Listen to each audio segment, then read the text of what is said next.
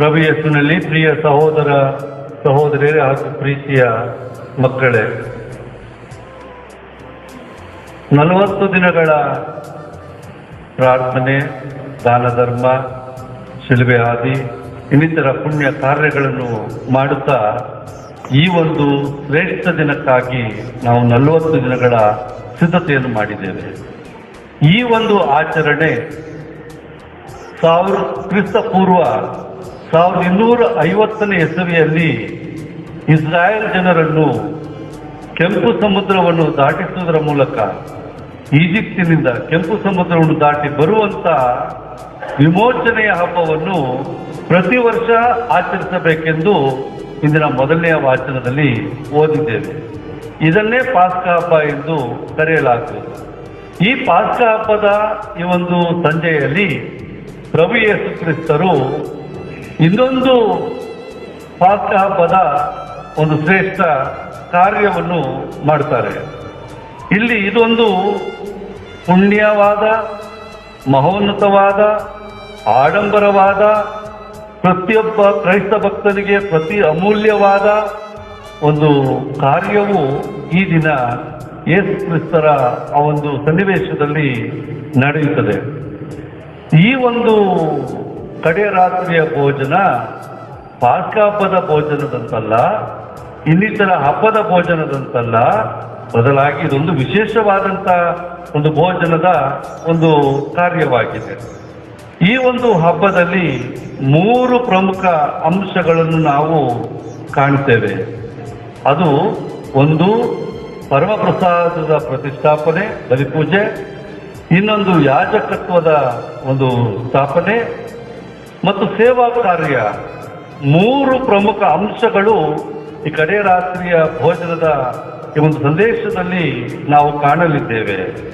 ಮತೆಯ, mark, ಲೂಕ ಇದನ್ನು ಕಡೆ ರಾತ್ರಿಯ ಭೋಜನದ ಒಂದು ಸನ್ನಿವೇಶವನ್ನು ಸವಿಸ್ತಾರವಾಗಿ ವಿವರಿಸಿದ್ದಾರೆ.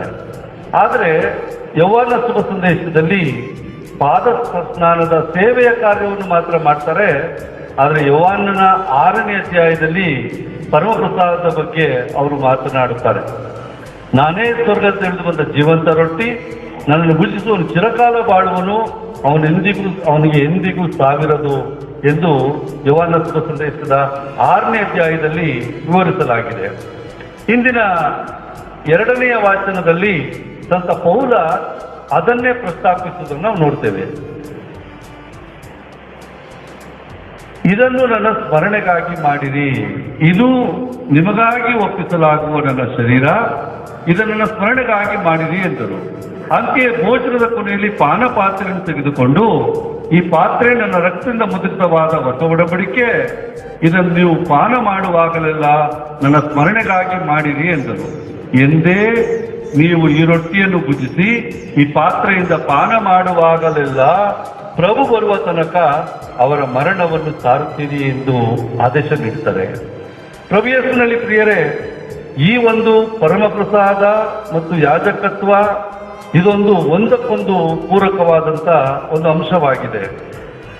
ಸಂತ ಜಾನ್ ಪೌಲ್, 2ನೇ ಜಾನ್ ಪೌಲ್ ಹೇಳ್ತಾರೆ, there can be no Eucharist without the priesthood, just as there can be no priesthood without the Eucharist. ಪರಮಪ್ರಸಾದವಿಲ್ಲದೆ ಯಾಜಕತ್ವ ಇಲ್ಲ, ಯಾಜಕತ್ವ ಇಲ್ಲದೆ ಪರಮಪ್ರಸಾದದ ಪ್ರತಿಷ್ಠಾಪನೆ ಇಲ್ಲ ಎಂದು ದ್ವಿತೀಯ ಜಾನ್ ಪೌಲ್ ರವರು ಹೇಳ್ತಾರೆ. ಆದ್ದರಿಂದ ಇದು ಒಂದಕ್ಕೊಂದು ಪೂರಕವಾಗಿ ಇವೆರಡರ ಜನನವು ಕೂಡ ಈ ಕಡೆ ರಾತ್ರಿಯ ಭೋಜನದ ಸಮಯದಲ್ಲೇ ಆಗುವುದನ್ನು ನಾವು ನೋಡ್ತೇವೆ. ನಾನೀಗಾಗಲೇ ಗರಿಗಳ ಭಾನುವಾರ ಹೇಳಿದ್ದೆ, ಈ ಪಾಸ್ಕಾ ಹಬ್ಬದ ದಿನ ಜೆರುಸಲೇಮ್ ದೇವಾಲಯದಲ್ಲಿ 25,000 ಕುರಿಗಳ ಹೋಮವಾಗ್ತದೆ, ಬಲಿಯರ್ಪಣೆ ಆಗ್ತದೆ. ಆದರೆ ಒಂದು ಕುರಿ ಮಾತ್ರ 4 ದಿನಗಳ ಮೊದಲೇ ಆ ಒಂದು ಗರಿಗಳ ಭಾನುವಾರದಲ್ಲಿ ಪ್ರಭು ಯೇಸು ಕ್ರಿಸ್ತರು ಇಗೋ ಲೋಕದ ಪಾಪಗಳನ್ನು ಪರಿಹರಿಸುವ ದೇವರ ಕುರಿಮರಿ ಎಂದು ಅವರನ್ನು ಮೆರವಣಿಗೆಯಲ್ಲಿ ಕೊಂಡೊಯ್ಯಲಾಯಿತು.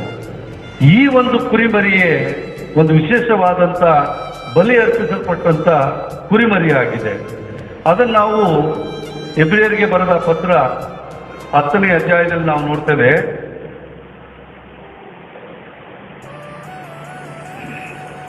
ಏಕೆಂದರೆ ಹೋತ ಹೋರಿಗಳ ರಕ್ತದಿಂದ ಪಾಪ ನಿವಾರಣೆ ಅಸಾಧ್ಯ. ಇಷ್ಟರವರೆಗೆ ಹೋತ, ಹೋರಿ, ಮರಿ ಇವುಗಳ ರಕ್ತ ಅರ್ಪಿಸುವುದರ ಮೂಲಕ ಪಾಪ ನಿವಾರಣೆ ಸಾಧ್ಯ ಎಂದು ಇಸ್ರಾಯೇಲ್ ಜನರು ತಿಳಿದಿದ್ರು.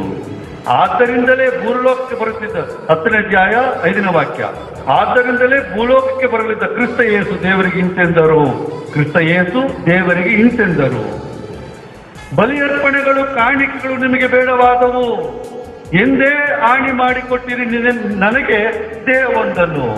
ನಿಮಗೆ ಹೋತ ಕುರಿ ಅರ್ಪಣೆಗಳು ಬೇಡವಾದ್ರಿಂದ ನನಗೆ ದೇಹವನ್ನು ಕೊಟ್ಟು ಏಲೋಕಕ್ಕೆ ಕಳಿಸಿದ್ರಿ. ಇಲ್ಲಿ ಹೇಳ್ತದೆ, ಸರ್ವಾಂಗ ಹೋಮಗಳು ಪಾಪ ಪರಿಹಾರಕ ಬಲಿಗಳು ನಿಮಗೆ ತರಲಿಲ್ಲ ತೃಪ್ತಿಯೇನು. ಆಗ ಇಂತೆಂದೆ ನಾನು ಗ್ರಂಥದ ಸುರುಳಿಯಲ್ಲಿ ನನ್ನನ್ನು ಕುರಿತು ಬರೆದಿರುವಂತೆ, ಓ ದೇವ, ಈಗ ನಾ ಬಂದೆ ನಿನ್ನ ಚಿತ್ತವನ್ನು ನೆರವೇರಿಸಲೆಂದೆ. ಓ ದೇವ, ಇಗೋ ನಾ ಬಂದೆ ನಿನ್ನ ಚಿತ್ತವನ್ನು ನೆರವೇರಿಸಲೆಂದೆ ಎಂದು ಪ್ರಭು ಯೇಸು ಕ್ರಿಸ್ತ ಈ ಧರೆಗೆ ತಂದೆಯ ಚಿತ್ತದಂತೆ ಹಿಡಿದು ಬಂದರು. ಧರ್ಮಶಾಸ್ತ್ರದ ವಿಧಿಗನುಸಾರ ಅರ್ಪಿಸಲಾಗುತ್ತಿದ್ದವಾದರೂ ಬಲಿಯರ್ಪಣೆಗಳು, ಕಾಣಿಕೆಗಳು, ದಹನ ಬಲಿಗಳು ಮತ್ತು ಪಾಪ ಪರಿಹಾರಕ ಬಲಿಗಳು ನಿಮಗೆ ಬೇಡವಾದವು. ಇವು ಯಾವುವು ನಿಮಗೆ ತರಲಿಲ್ಲ ತೃಪ್ತಿಯನ್ನು ಎಂದು ಮೊದಲು ಹೇಳುತ್ತಾರೆ. ಅನಂತರ ಇಗೋ ನಾ ಬಂದೆ ನಿನ್ನ ಚಿತ್ತವನ್ನು ನೆರವೇರಿಸಲೆಂದು ಎನ್ನುತ್ತಾರೆ. ಹೀಗೆ ಹೊಸದನ್ನು ಸ್ಥಾಪಿಸಲು ಹಳೆಯದನ್ನು ರದ್ದು ಮಾಡಿದ್ದಾರೆ. ಯೇಸು ಕ್ರಿಸ್ತರು ಒಮ್ಮೆಗೆ ಎಲ್ಲ ಕಾಲಕ್ಕೂ ತಮ್ಮ ದೇಹವನ್ನು ಸಮರ್ಪಿಸಿ ದೇವರ ಚಿತ್ತವನ್ನು ನೆರವೇರಿಸಲೆಂದೇ ನಾವು ಪುನೀತರಾಗಿದ್ದೇವೆ. ಯೇಸು ಕ್ರಿಸ್ತರ ಆ ಒಂದು ಬಲಿಯ ಮೂಲಕ, ಏಕೈಕ ಬಲಿಯ ಮೂಲಕ ಇನ್ನು ಯಾವ ಬಲಿಯೂ ಬೇಡ, ಯಾವ ಅರ್ಪಣೆಯೂ ಬೇಡ, ಯಾವ ರಕ್ತಪಾತವೂ ಬೇಡ. ಯೇಸು ಕ್ರಿಸ್ತರು ಒಮ್ಮೆಗೆ ಎಲ್ಲ ಕಾಲಕ್ಕೂ ತಮ್ಮ ದೇಹವನ್ನು ಸಮರ್ಪಿಸಿ ದೇವರ ಚಿತ್ತವನ್ನು ನೆರವೇರಿಸಲೆಂದೇ ನಾವು ಪುನೀತರಾಗಿದ್ದೇವೆ, ಆಶೀರ್ವದಿತರಾಗಿದ್ದೇವೆ, ದೇವರ ಕೃಪಾನುಗಳನ್ನು ಪಡೆದವರಾಗಿದ್ದೇವೆ. ಪ್ರತಿಯೊಬ್ಬ ಯಾಜಕನು ಅನುದಿನವೂ ತನ್ನ ಸೇವೆಯನ್ನು ನಿರ್ವಹಿಸುತ್ತಾನೆ. ಕ್ರಿಸ್ತ ಯೇಸು ಪಾಪ ನಿವಾರಣೆಗೆಂದು ಎಲ್ಲಾ ಕಾಲಕ್ಕೂ ಏಕೈಕ ಬಲಿಯನ್ನು ಅರ್ಪಿಸಿ ದೇವರ ಬಲಪಾರ್ಶ್ವದಲ್ಲಿ ಆಸೀನರಾಗಿದ್ದಾರೆ. ಅಂಥ ಬಲಿಯನ್ನು ದಯಾಮಯ ದೇವರು ಪ್ರಭು ಯೇಸು ಕ್ರಿಸ್ತರು ನಮಗೆ ಕೊಟ್ಟಿದ್ದಾರೆ ಈ ಬಲಿ ಅರ್ಪಣೆಯನ್ನು ಮಾಡಲು. ಯೋಹಾನ ಶುಭ ಸಂದೇಶ 20ನೇ ಅಧ್ಯಾಯ 20ನೇ ವಾಕ್ಯ ಹೇಳ್ತದೆ, ಅನಂತರ ಅವರ ಮೇಲೆ ಉಸಿರೂದಿ ಪವಿತ್ರಾತ್ಮರನ್ನು ಸ್ವೀಕರಿಸಿರಿ. ಯಾರ ಪಾಪಗಳನ್ನು ನೀವು ಕ್ಷಮಿಸುತ್ತೀರೋ ಅವರಿಗೆ ಅವನ್ನು ಕ್ಷಮಿಸಲಾಗುವುದು, ಯಾರ ಪಾಪಗಳನ್ನು ನೀವು ಕ್ಷಮಿಸದ ಉಳಿಸುತ್ತೀರೋ ಅವರಿಗೆ ಕ್ಷಮಿಸದ ಉಳಿಸಲಾಗುವುದು. ಯೇಸು ಕ್ರಿಸ್ತರು ಶಿಷ್ಯರುಗಳ ಮೇಲೆ ಉಸಿರೂದಿ ಆಶೀರ್ವದಿಸುವಂತ ಒಂದು ಶ್ರೇಷ್ಠವಾದಂತ ಶಕ್ತಿಯನ್ನು, ಅಧಿಕಾರವನ್ನು ಗುರುಗಳಿಗೆ ಕೊಟ್ಟಿದ್ದಾರೆ. ಒಂದು ಪಾಪ ಪರಿಹಾರ ಬಲಿಯನ್ನು ಕೊಡುವುದರ ಮೂಲಕ ಇದನ್ನು ಇಡೀ ಮನುಕುಲಕ್ಕೆ ಅವರು ಕೊಟ್ಟಿದ್ದಾರೆ. ಒಂದು ಬಲಿಪೂಜೆ ಪ್ರಪಂಚದಲ್ಲಿ ಯಾವುದಕ್ಕೂ ಬೆಲೆ ಕೊಟ್ಟಲು ಅಸಾಧ್ಯ. ಒಂದು ಬಲಿಪೂಜೆ ಪ್ರಪಂಚದಲ್ಲಿ ಯಾವುದಕ್ಕೂ ಬೆಲೆ ಕಟ್ಟಲು ಅಸಾಧ್ಯ. ಒಂದು ಗುರುವಿನಿಂದ ಅರ್ಪಿಸುವಂತ ಬಲಿಪೂಜೆ ಇಡೀ ಪ್ರಪಂಚದಲ್ಲಿ ಶ್ರೇಷ್ಠವಾದದ್ದು, ಮಾನವರ ಕಾರ್ಯಗಳೆಲ್ಲದಕ್ಕಿಂತಲೂ ಶ್ರೇಷ್ಠವಾದದ್ದು ಎಂದು ಹೇಳುವಂತ ಸಂದೇಶದಲ್ಲಿ ನಾವು ನೋಡ್ತೇವೆ. ಯೆಶಾಯ ಪ್ರವಾದಿ 40ನೇ ಅಧ್ಯಾಯ 15ನೇ ವಾಕ್ಯ, ಆತನ ಗಣನೆಗೆ ರಾಷ್ಟ್ರಗಳು ಕಪಿಲೆಯಿಂದ ಉದುರುವ ತುಂತುರುಗಳು. ಆತನ ಗಣನೆಗೆ ರಾಷ್ಟ್ರಗಳು ಕಪಿಲೆಯಿಂದ ಉದುರುವ ತುಂತುರುಗಳು, ತ್ರಾಸಿನ ತಟ್ಟೆಯ ಮೇಲಿರುವ ಧೂಳಿನ ಕಣಗಳು. ದ್ವೀಪಗಳು ಆತನ ತೂಕಕ್ಕೆ ಅಣು ರೇಣುಗಳು. ಸಕಲ ರಾಷ್ಟ್ರಗಳು ಆತನ ದೃಷ್ಟಿಗೆ ಏನೂ ಇಲ್ಲದಂತೆ, ಅವುಗಳು ಆತನ ಎಣಿಕೆಗೆ ಶುದ್ಧ ಸೊನ್ನೆಯಂತೆ. ಈ ಗುರುಗಳು ಅರ್ಪಿಸುವಂತ ಏಕೈಕ ಒಂದು ಬಲಿಯು ಎಲ್ಲ ವಿಷಯಗಳಿಗಿಂತ, ಎಲ್ಲ ವಸ್ತುಗಳಿಗಿಂತ ಶ್ರೇಷ್ಠವಾದದ್ದು ಎಂದು ಇಲ್ಲಿ ನಾವು ಕಾಣುವುದಾಗಿದೆ. ನಾವು ನೋಡ್ತೇವೆ, ದೇವದೂತರುಗಳಿದ್ದಾರೆ, ಮತ್ತೆ ಮರಿಯಮ್ಮ ಇದ್ದಾರೆ, ಇನ್ನಿತರ ಸ್ವರ್ಗದ ನಿವಾಸಿಗಳು ಇದ್ದಾರೆ. ಆದರೆ ಪ್ರಭು ಯೇಸು ಕ್ರಿಸ್ತರು ಈ ಮಾನವ ಕುಲದಲ್ಲಿರುವಂತ ಒಬ್ಬ ಗುರುವಿಗೆ ಕೊಟ್ಟಿರುವಂತ ಒಂದು ಆಶೀರ್ವಾದ, ಆ ಒಂದು ಶಕ್ತಿ ಶ್ರೇಷ್ಠವಾದದ್ದು. ಸೆಂಟ್ ಫ್ರಾನ್ಸಿಸ್ ಆಫ್ ಅಸಿಸಿ ಹೇಳ್ತಾರೆ, ಒಬ್ರು ಗುರುಗಳು, ಒಬ್ರು ದೇವದೂತರು ಮುಂದೆ ಬಂದ್ರೆ ನಾನು ಗುರುಗಳಿಗೆ ಆರಾಧಿಸ್ತೇನೆ, ಗುರುಗಳಿಗೆ ನಮಸ್ಕಾರ ಮಾಡ್ತೇನೆ, ಏಕೆಂದರೆ ಅವರ ಮೂಲಕ ಬರುವಂತ ಪ್ರಭು ಯೇಸು ಕ್ರಿಸ್ತರ ಆಶೀರ್ವಾದಕ್ಕೆ ಎಲ್ಲರಿಗಿಂತಲೂ ಶ್ರೇಷ್ಠ ಎಂದು ಸೆಂಟ್ ಫ್ರಾನ್ಸಿಸ್ ಪದ್ಧತಿ ಹೇಳ್ತಾರೆ.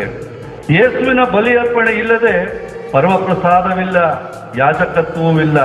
ಆದ್ದರಿಂದ ಇವೆಲ್ಲವೂ ಕೂಡ ವಿಶೇಷವಾದಂಥ ವರದಾನಗಳಾಗಿವೆ. ಮತ್ತು ನಾವು ನೋಡ್ತೇವೆ, ಈ ಪಾಪ ಕ್ಷಮೆಯ ಅಧಿಕಾರವನ್ನು ಮಾತೆ ಮರಿಯಮ್ಮನವ್ರಿಗೆ ಕೊಡಲಿಲ್ಲ. ಮಾತೆ ಮರಿಯ ಅಮಲೋದ್ಭವ ಮಾತೆ, ಜನ್ಮ ಪಾಪವಿಲ್ಲದೆ ಜನಿಸಿದವಳು, ಅತಿ ಪರಿಶುದ್ಧಳು. ಆತನ ಮೂಲಕ ಪ್ರಭು ಯೇಸು ಕ್ರಿಸ್ತರು ಈ ಲೋಕಕ್ಕೆ ಬಂದದ್ದು. ಸಂತರುಗಳು, ದೇವದೂತರುಗಳು, ಪರಿಶುದ್ಧರಾದವರು, ಮಾನವನ ಮೂಲಕ ಆರಿಸಿದಂಥ ಒಬ್ಬ ಗುರು, ಅಯೋಗ್ಯನು, ಅಶುದ್ಧನು, ಅಪಾತ್ರನು ಆಗಿರುವಂತ ಒಂದು ಗುರುವಿನ ಕೈಗೆ ಈ ಒಂದು ಆಶೀರ್ವಾದವನ್ನು ಕೊಡುವಂಥದ್ದು ವಿಶೇಷವಾಗಿ ಶ್ರೇಷ್ಠವಾದಂಥ ಒಂದು ಕಾರ್ಯವನ್ನು ನಾವು ನೋಡ್ತೇವೆ.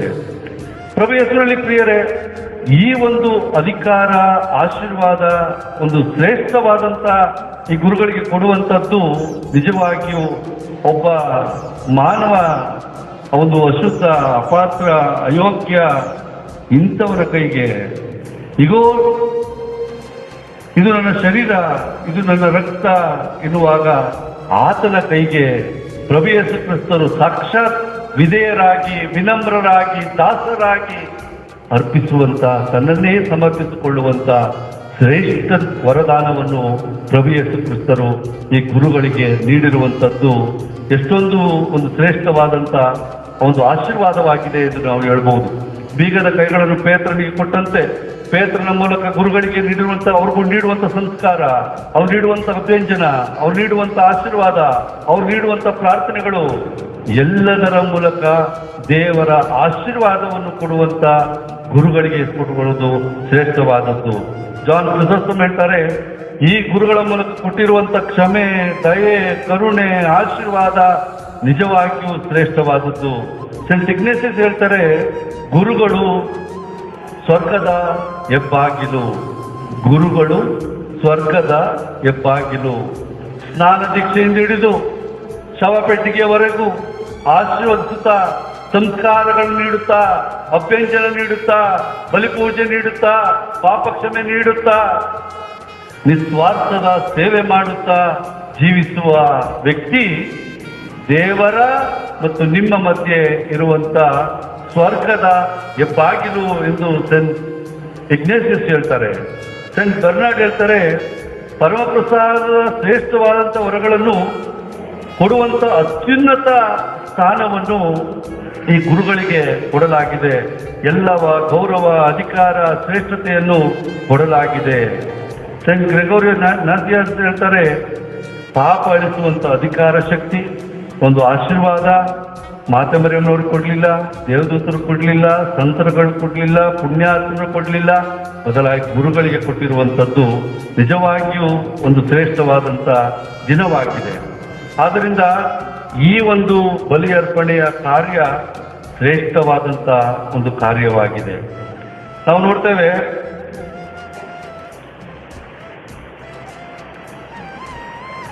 ಒಂದನೇ ಕೊರಿಂಥಿಯ 4:1, ನಾವು ಕ್ರಿಸ್ತ ಯೇಸುವಿನ ದಾಸರೆಂದು, ದೇವರ ಸತ್ಯಾರ್ಥಗಳ ನಂಬಿಗಸ್ತ ನಿರ್ವಾಹಕರೆಂದು ಜನರು ನಮ್ಮನ್ನು ಪರಿಗಣಿಸಲಿ. ನಿರ್ವಾಹಕರು ಪ್ರಾಮಾಣಿಕರಾಗಿರುವುದು ಅತಿ ಅವಶ್ಯ. ಇಬ್ರಿಯರಿಗೆ ಬರೆದ ಪತ್ರ 5 ನಾವು ನೋಡ್ತೇವೆ, ಪ್ರತಿಯೊಬ್ಬ ಪ್ರಧಾನ ಯಾಜಕ ಜನರ ಮಧ್ಯದಿಂದ ಆರಿಸಿದವನು, ಪ್ರತಿಯೊಂದು ಕುಟುಂಬದಿಂದ ಆರಿಸಿದವನು. ಅವನು ಮೇಲಿಂದ ಬಂದಿಲ್ಲ ಅಥವಾ ದೇವದೂತರಿಂದ ಆರಿಸಲಿಲ್ಲ, ಪುಣ್ಯಾತ್ಮನನ್ನು ಆರಿಸಲಿಲ್ಲ. ಬದಲಾಗಿ ಪ್ರತಿಯೊಬ್ಬ ಪ್ರಧಾನ ಯಾಜಕ ಜನರ ಮಧ್ಯದಿಂದ ಆರಿಸಲಾದವನು, ಜನರ ಪರವಾಗಿ ದೇವರ ಸನ್ನಿಧಿಯಲ್ಲಿ ಸೇವೆ ಸಲ್ಲಿಸಲು ಮತ್ತು ಪಾಪ ಪರಿಹಾರಕ್ಕಾಗಿ ಬಲಿಗಳನ್ನು, ಕಾಣಿಕೆಗಳನ್ನು ಸಮರ್ಪಿಸಲು ನೇಮಕಗೊಂಡವನು. ಯಾತಕ್ಕಾಗಿ ನೇಮಿಸಲ್ಪಟ್ಟವನು? ದೇವರ ಸನ್ನಿಧಿಯಲ್ಲಿ ಸೇವೆ ಸಲ್ಲಿಸಲು, ಪಾಪ ಪರಿಹಾರಕ್ಕಾಗಿ ಬಲಿಗಳನ್ನು, ಕಾಣಿಕೆಗಳನ್ನು ಸಮರ್ಪಿಸಲು ನೇಮಕಗೊಂಡವನು. ತಾನೂ ದುರ್ಬಲ ಮಾನವನಾದ ಕಾರಣ ಆತನು ಅಜ್ಞಾನಿಗಳನ್ನು, ದುರ್ಮಾರ್ಗಿಗಳನ್ನು ಸಹಾನುಭೂತಿಯಿಂದ ಕಾಣಬಲ್ಲವನು. ಅವನು ದುರ್ಬಲ ಮಾನವನಾದನು. ಈಗಾಗಲೇ ಅಯೋಗ್ಯನು, ಅಶುದ್ಧನು, ಅಪಾತ್ರನು ಎಂದು ಹೇಳುವಾಗ ತಾನೂ ದುರ್ಬಲ ಮಾನವನಾದ ಕಾರಣ ಎಲ್ಲರನ್ನೂ ಸಹಾನುಭೂತಿಯಿಂದ ಕಾಣುವನು. ಜನರಿಗೋಸ್ಕರ ಹೇಗೋ ಹಾಗೆ ತನ್ನ ದೌರ್ಬಲ್ಯದ ನಿಮಿತ್ತ ತನಗೋಸ್ಕರವೂ ಆತನು ಪಾಪ ಪರಿಹಾರ ಬಲಿಯನ್ನು ಅರ್ಪಿಸುವನು. ಪ್ರತಿಯೊಬ್ಬ ಕ್ರೈಸ್ತ ಭಕ್ತನಿಗೆ ಮಾತ್ರವಲ್ಲ ಬಲಿಪೂಜೆ ಅರ್ಪಣೆ, ಈ ಒಂದು ಬಲಿಪೂಜೆ ಅರ್ಪಣೆಯ ಮೂಲಕ ಇದು ಹೇಳ್ತದೆ, ಜನರಿಗೋಸ್ಕರ ಹೇಗೋ ಹಾಗೆ ತನ್ನ ದೌರ್ಬಲ್ಯದ ನಿಮಿತ್ತ ತನಗೋಸ್ಕರವೂ ಆತನು ಪಾಪ ಪರಿಹಾರಕ ಬಲಿಯನ್ನು ಅರ್ಪಿಸುವವನಾಗಿದ್ದಾನೆ. ಆದ್ದರಿಂದ ಪ್ರಭು ಯೇಸುವಿನಲ್ಲಿ ಪ್ರಿಯರೇ, ನಿಮ್ಮ ಗುರುಗಳು, ಪ್ರತಿಯೊಬ್ಬ ಗುರುಗಳು ಪರಿಶುದ್ಧರೇನಲ್ಲ. ಒಂದಲ್ಲ ಒಂದು ತಪ್ಪುಗಳನ್ನು ನಾವು ಮಾಡುವವರು ಆಗಿದ್ದೇವೆ, ದುರ್ಬಲ ಮಾನವರು ಆಗಿದ್ದೇವೆ. ಆದರೆ ನಿಮ್ಮ ಪ್ರಾರ್ಥನೆ, ನಿಮ್ಮ ಪ್ರೋತ್ಸಾಹ, ನಿಮ್ಮ ಒಂದು ವರದಾನ ಗುರುಗಳಿಗೆ ವಿಶೇಷವಾಗಿ ವಿಶ್ವಾಸಪೂರ್ವಕ ಕಾರ್ಯಕ್ಕೆ ಉತ್ಸಾಹ ಕೊಡುತ್ತದೆ, ಪ್ರೇರಣೆ ನೀಡುತ್ತದೆ. ಆದ್ದರಿಂದ ಗುರುಗಳು ಕ್ರೈಸ್ತ ಭಕ್ತರಿಗೆ ಪ್ರೇರಣೆ ನೀಡುವುದಲ್ಲ, ಪ್ರತಿಯೊಬ್ಬ ಕ್ರೈಸ್ತ ಭಕ್ತನ ವಿಶ್ವಾಸ, ಅವನ ಪ್ರಾರ್ಥನೆ, ಅವನ ಕಾರ್ಯ ಗುರುಗಳಲ್ಲಿಯೂ ಕೂಡ ವಿಶ್ವಾಸದಿಂದ ಜೀವಿಸುವುದಕ್ಕೆ ಪ್ರೇರಣೆ ನೀಡುವಂತ ಒಂದು ಕಾರ್ಯವಾಗಿದೆ. ಆದ್ದರಿಂದ ಪ್ರಭು ಯೇಸುವಿನಲ್ಲಿ ಪ್ರಿಯರೇ, ದೇವರ ಕ್ಷಮೆ, ಅರ್ಪಣೆ, ಬೋಧನೆ ಇವೆಲ್ಲವುದಕ್ಕಾಗಿ ಗುರುಗಳನ್ನು ನೇಮಿಸಲ್ಪಟ್ಟಂತ ಒಂದು ಕಾರ್ಯದಲ್ಲಿ ನಾವು ನೋಡುವುದಾಗಿದೆ.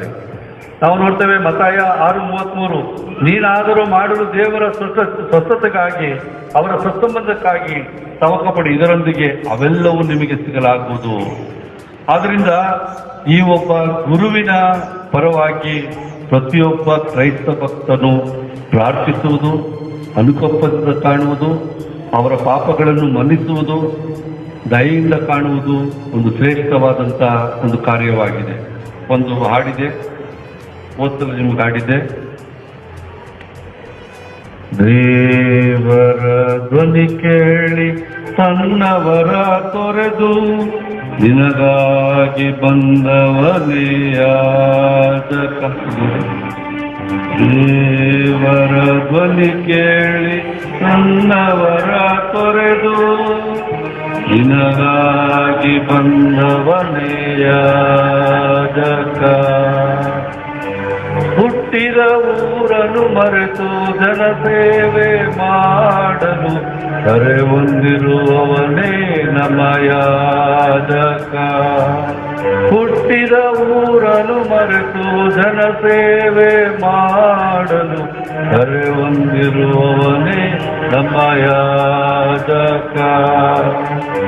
ಬಲಿಪೀಠದಿ ನಿನಗಾಗಿ ಬಲಿಯರ್ಪಿಸಲು ದೈವ ವಚನದಿಂದ ನಿನ್ನ ಪರಿವರ್ತಿಸಲು. ಬಲಿಪೀಠದಿ ನಿನಗಾಗಿ ಬಲಿಯರ್ಪಿಸಲು ದೈವ ವಚನದಿಂದ ನಿನ್ನ ಪರಿವರ್ತಿಸಲು. ನಿನ್ನ ಪಾಪವ ಕ್ಷಮಿಸಲು ಶುದ್ಧತೆಯಲ್ಲಿ ನಡೆಸಲು ಹಗಲಿರುಳು ಶ್ರಮಿಸುವನು.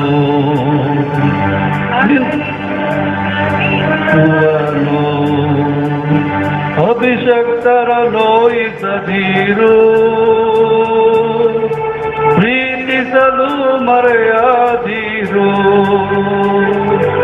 ಅಭಿಷಕ್ತರ ನೋಯಿಸದಿರು, ಪ್ರೀತಿಸಲು ಮರೆಯಾದಿರು. ದೇವರ ಧ್ವನಿ ಕೇಳಿ ತನ್ನವರ ತೊರೆದು ನಿನಗಾಗಿ ಬಂದವನೇ ಯಾಜಕ.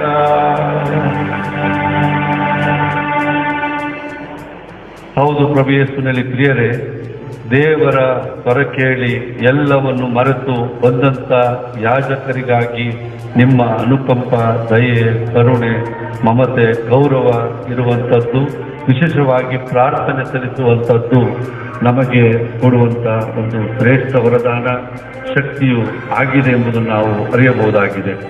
ಮತ್ತು ಮೂರನೇದಾಗಿ ಸೇವೆಯ ಕಾರ್ಯ ಪ್ರಭು ಯೇಸು ಕ್ರಿಸ್ತರು ಹೇಳ್ತಾರೆ.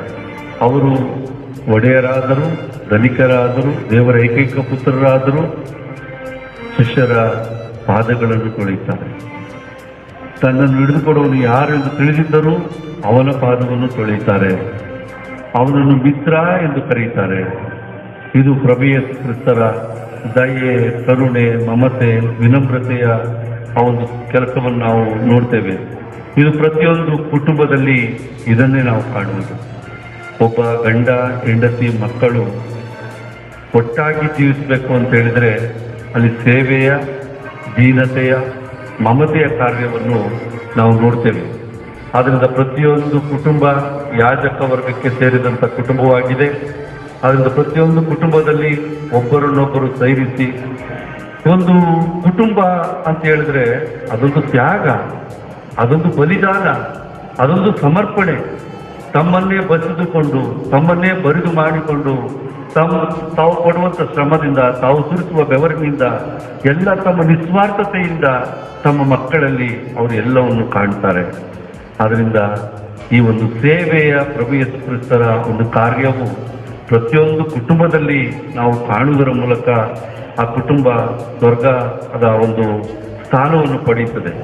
ಆದ್ದರಿಂದ ಪ್ರಭು ಯೇಸುವಿನಲ್ಲಿ ಪ್ರಿಯರೇ, ಪ್ರತಿಯೊಂದು ಕುಟುಂಬದಲ್ಲಿ ಈ ಒಂದು ಪಾದ ತೊಳೆಯುವಂಥ, ಸೇವೆ ಸಲ್ಲಿಸುವಂಥ, ದೀನತೆಯ, ವಿನಮ್ರತೆಯ, ತ್ಯಾಗದ, ನಿಸ್ವಾರ್ಥದ ಜೀವನ ನಮ್ಮ ಕುಟುಂಬಗಳಲ್ಲಿ ಇದ್ದು ಪ್ರಭು ಯೇಸು ಕ್ರಿಸ್ತರ ಈ ಒಂದು ಕಾರ್ಯಕ್ಕೆ ನಮ್ಮನ್ನು ತೊಡಗಿಸಿಕೊಳ್ಳುವುದಕ್ಕಾಗಿ ವಿಶೇಷವಾಗಿ ನಾವು ಪ್ರಾರ್ಥಿಸೋಣ. ಈಗೋ ಕ್ರಿಸ್ತರ ನವ ಕಟ್ಟಳೆ, ಒಬ್ಬರನ್ನೊಬ್ಬರು ಪ್ರೀತಿಸಿರಿ. ಈಗೋ ಕ್ರಿಸ್ತರ ನವ ಕಟ್ಟಳೆ, ಒಬ್ಬರನ್ನೊಬ್ಬರು ಪ್ರೀತಿಸಿರಿ. ಈ ಮಾತು, ಈ ವಾಕ್ಯ, ಈ ಹಾಡು ಪ್ರತಿದಿನದ, ಪ್ರತಿ ಕ್ಷಣದ, ಪ್ರತಿ ನಿಮಿಷದ ಜೀವನದಲ್ಲಿ ಇದ್ದು ಎಲ್ಲರನ್ನು ಪ್ರೀತಿಯಿಂದ, ಗೌರವದಿಂದ, ಸತ್ಕಾರದಿಂದ, ಕ್ಷಮೆಯಿಂದ ನಾವು ಕಾಣುವಂಥ ಆಶೀರ್ವಾದಕ್ಕಾಗಿ ತಂದೆಯಾದ ದೇವರಲ್ಲಿ ಪ್ರಭು ಯೇಸು ಕ್ರಿಸ್ತನಲ್ಲಿ ಪ್ರಾರ್ಥಿಸೋಣ. ಆಮೇಲೆ